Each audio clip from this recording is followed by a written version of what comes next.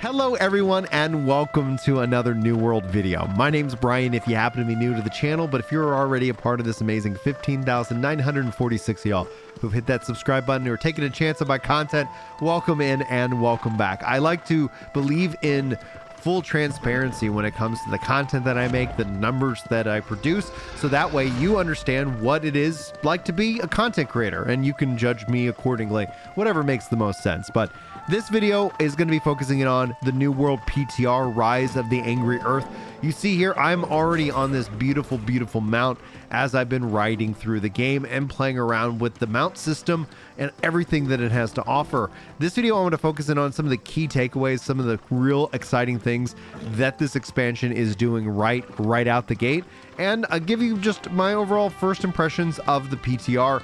There's a lot to talk about. There's still a lot to dive into. And so this evening, I'm going to be live streaming and hanging out and testing the PTR and hopefully getting into some open world PvP and conflict matches and for influence races. Like, there's so much that I still haven't yet to touch at the time of this recording, but we'll hopefully get that corrected here in the near future. But all that being said, let's talk about what I think is the most interesting and exciting thing for us to talk about. And interestingly enough, it's not the mounts, but let's talk about mounts real quick here. Is that I love that you can have different mounts they can buy. Obviously, we're going to see those store mounts. That makes perfect sense. The ability to equip and have perks on your mounts and have consumables to feed your mount.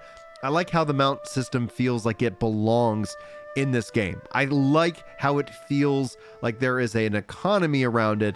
You want to feed your horse, you want to feed your pet, you want to level them up. Speaking of leveling them up, having the trade skills and have a riding level to have this and constantly increase, I think in and of itself is really great. And you can see that it's trained through use mount food while riding, and you can also mount time trials, which you'll find listed here on the map. So you can go and do different time trials and race your mount accordingly, which I think is pretty exciting to see.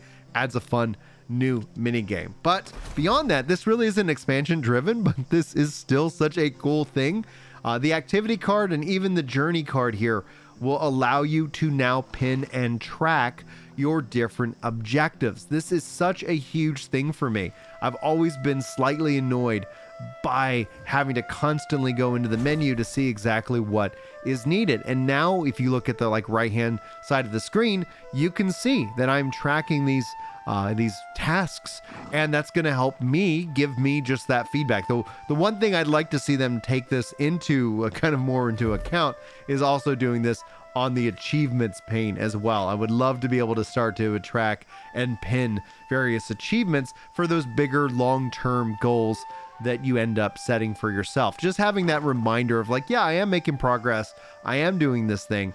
That would, I think, be really neat to see if they were able to take what they've done here in season 3 and then eventually bring that into the character and into the achievements. Now, I haven't got to spend too much time, obviously, with the flail. If I go ahead and dismount, you can see it's an instant dismount. It's going into your horse pocket, which is just so fantastic. But the flail in and of itself already feels really good. Now these enemies are lower level. You can see here I can easily just start crushing them as I need.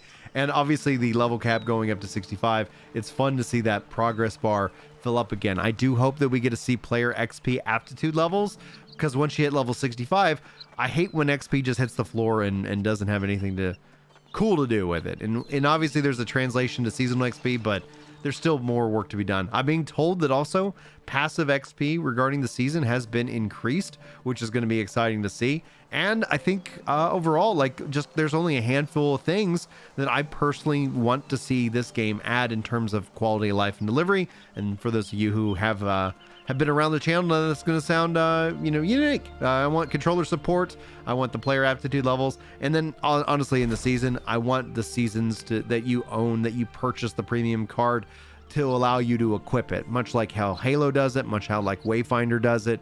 I think that's essentially going to be the best model for battle passes and for seasonal content, so that for when you're playing hardcore, you could always go back and finish up leveling the previous battle passes that you have. Who knows if they'll ever make that change in the long run, but that's going to be my 3 main points of feedback here in this video.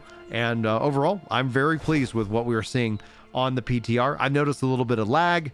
That's going to be expected. There were a lot of people all present, and so far as I've been making this video, this it's been absolutely smooth sailing.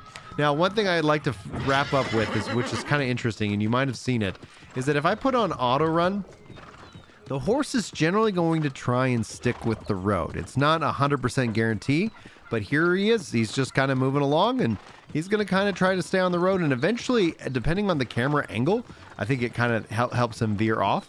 But I find it just such a nice little touch. It gives the horse such a beautiful, connected experience to the world itself. And I guess if I was going to add one more thing as kind of a final thought, I think the one thing I'd love to see this game add is a gliding system, gliders, as a part of any of this mount system that they have, allowing you to jump from these high points and, glide your way down to the bottom. Anyway, guys, that's going to wrap it up for this video. Be sure to like, favorite, subscribe, and share. Leave a comment below. I'm looking forward to hanging out with you and talking more about New World's Rise of the Angry Earth expansion.